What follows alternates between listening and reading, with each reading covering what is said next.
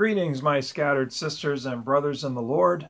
Trust that you know the Lord is with you wherever you are scattered today, and that he will make a way for you through this day. Today we come to everybody's favorite memory verse, Jesus wept. A little bit of context for it. Martha has been talking with Jesus, and she has gone to get her sister Mary. And when Mary comes to Jesus, she says the very same thing that Martha said. Lord, if you would have been here, my brother would not have died. So both sisters are kind of blaming Jesus in a sense for not getting there soon enough to save Lazarus, their brother, from dying. And Jesus sees Mary weeping. He sees many others weeping with her.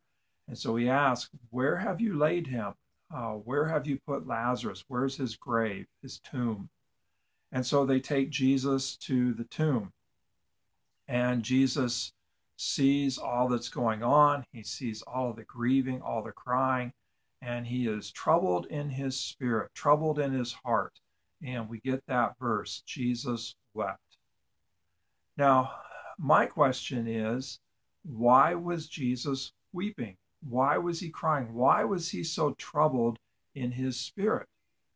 He knew that he was going there to raise Lazarus from the dead. He knew that Lazarus had died. He told his disciples that plainly and said that he is going to raise Lazarus from the dead. He had told Martha, I am the resurrection and the life, and whoever believes in me, even though they die, they will live. And whoever lives and believes in me will never die. So why is Jesus weeping? Why is he so torn up?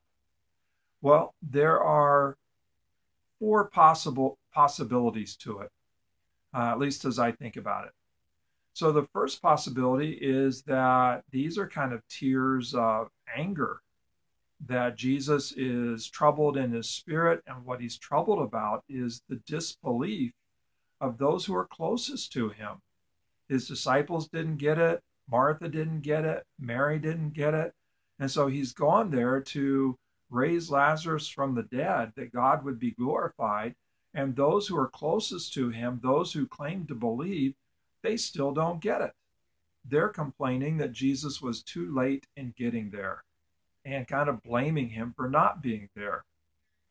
Now, just on a side note, I wonder how often Jesus gets frustrated with us, we who claim to be the believers, and yet we're constantly operating out of disbelief, unbelief. Don't know.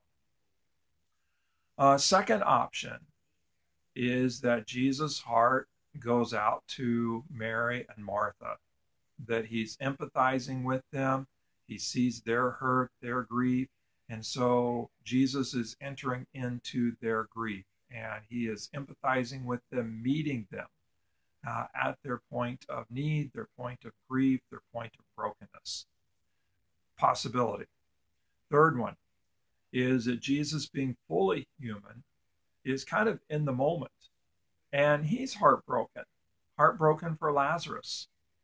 Don't know exactly the nature of Lazarus' illness, don't know how much suffering that involved, but it could very well be that Jesus is in the moment and fully human, and his heart breaks for Lazarus, and his heart breaks for Mary and Martha and the loss that they're experiencing. And Jesus, at some level, is experiencing loss himself. Fourth possibility, and this is the one that I lean the hardest into, that is that Jesus is now face to face with his own death. That when Jesus is there at the tomb and he sees everybody grieving, he's not just thinking about Lazarus and raising Lazarus from the dead. What he's confronted with is the nearness of his own death, and his heart is troubled by that.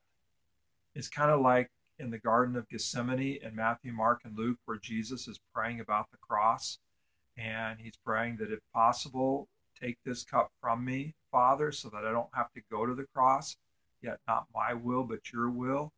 And it's a time of intense struggle, and he sweats profusely, even sweating drops of blood. An intense struggle about his own death. I'm guessing that that's what's going on here.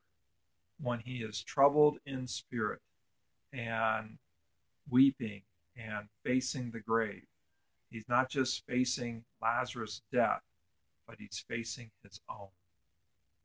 Now, the good news in all this is not simply that Jesus empathizes with us in our times of grief, as good as that is, or that he's fully human, or even that he might be frustrated with us from time to time. The best news of this actually comes in John 14.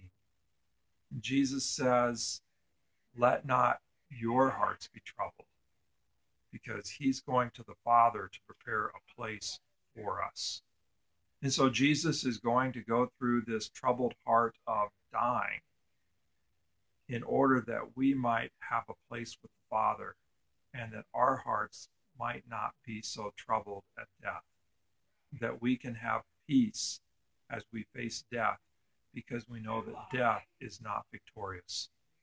Jesus is victorious. He goes through the trouble of death, the troubled heart of death, so that our hearts don't have to be troubled. We can have peace. God bless you.